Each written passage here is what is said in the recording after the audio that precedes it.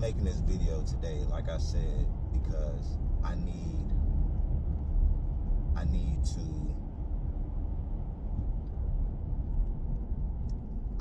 to put in perspective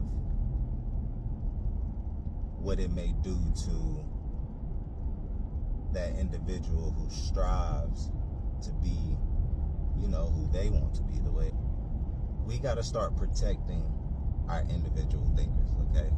We got to start protecting the youth that seems weird. Y'all know what I mean when I say that, right? The youth that seem like they might have came from a silver spoon, whatever you want to say. He might act different, he might talk different, he might just think different, he might just be different. Like, y'all know that child, that one child,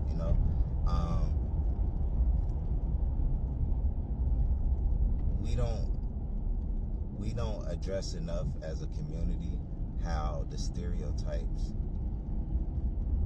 really do nothing for our communities. And what I mean by this is, what does it mean to act black? What does it mean to act white? What does it mean to talk white? All right? Is that intelligence you talking about? Is that just mean I got my vocabulary a little bigger? Or does that mean like I'm actually weird, right? Or because I choose to talk about astronomical or esoteric, or I may choose to talk about holistic things, I'm all of a sudden weird, or I gotta be a health professional. You know how they might like to make the jokes. Our community love to make jokes, and it's some truth in it, right? Because why does it have to be like that? Why does it have to be a smart remark behind it? If anything, we should be encouraging these individuals, you guys. We need to rally behind these individuals. We need to build them up, focusing on their talents. Do y'all know what the communities used to do, especially the black communities? What was the role? What was the importance of when a child was born, right? What was the role of the nurturers or the people that was raising them, right? It was to key in on the talents and the gifts that new child that was just birthed may have been birthed with, right? If they grew up and they just, of course they would get involved in different things, but if they were specifically talented on something, the responsibility of someone, then they will find an elder in the community who would specialize in this field, right? And they will be responsible for this individual, okay? Like, we know this what you pretty much want to do. That was the role. That was how communities built one another, right? Build on top of each other, but also build one another. Literally, I'm building you, and that is my focus. We have to build the individuals who aren't so much like us. We overlook them. And I don't know if I'm using the right words, but I'm pretty much just trying to say, do not ostracize.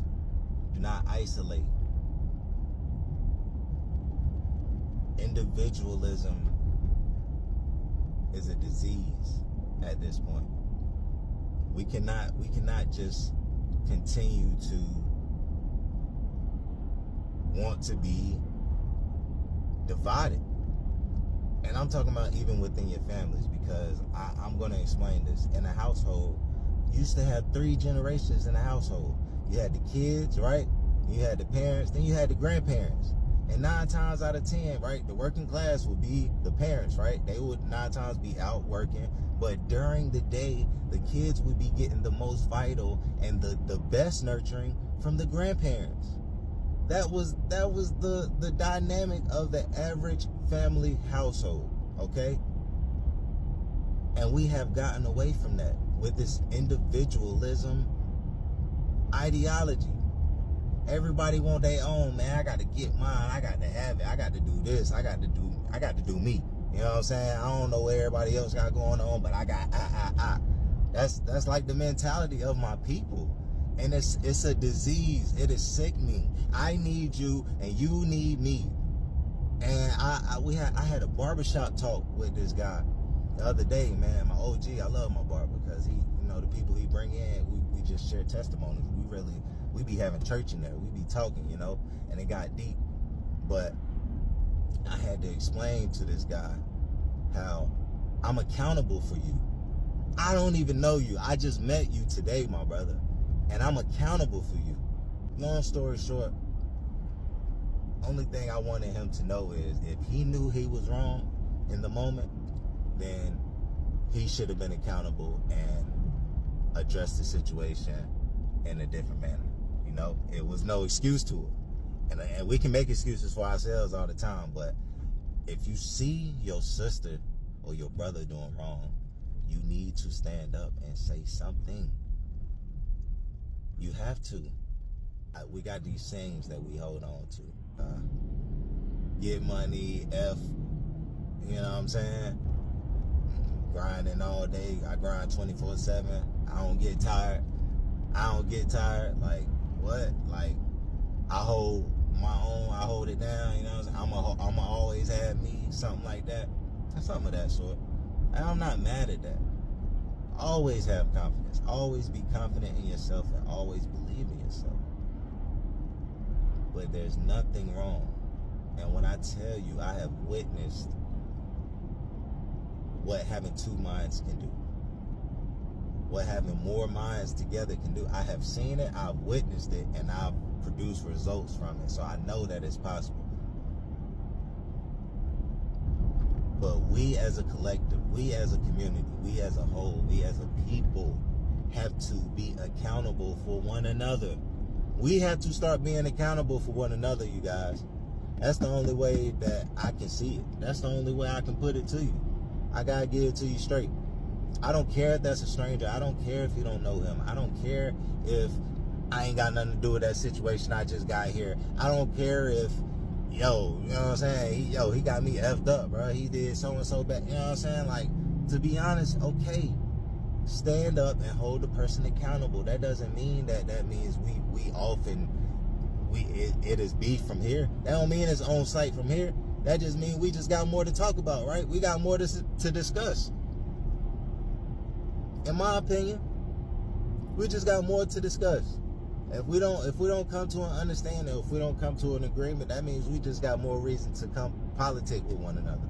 You know?